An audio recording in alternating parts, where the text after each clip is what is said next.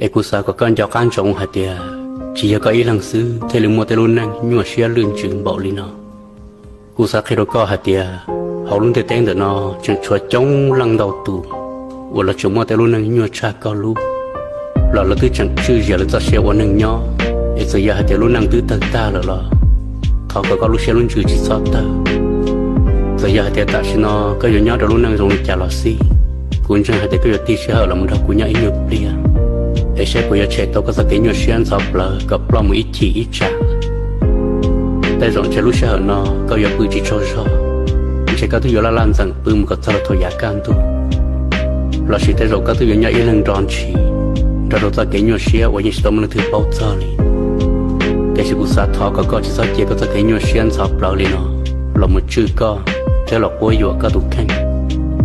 là chỉ mong đào giờ chỉ có thể chính cho cả chỉ bảo cho hạt để cho các tụi khăn gia lăng tư lì là, ấy chỉ sao chỉ để cái nhiều xe lì nó, không nhiều chỉ lý do các đặc một các tụi khăn sao sẽ sao, nghĩ cả luôn năng bỏ chơi,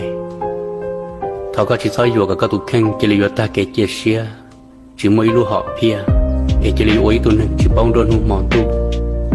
tại rằng sẽ có thứ một cái luôn năng lừa xe lừa chữ, chỉ sao cái nhiều xe sao là người luôn năng gì cả, ối như sao mình thứ bao là chỉ thấy rằng cha lúc xa tại xin nó thì giờ có sẽ kể luôn một chiếc tàu ấy nếu giờ tàu xí cho nhiều một nhà ý là giờ trở phá một bí rồi ý luôn năng chia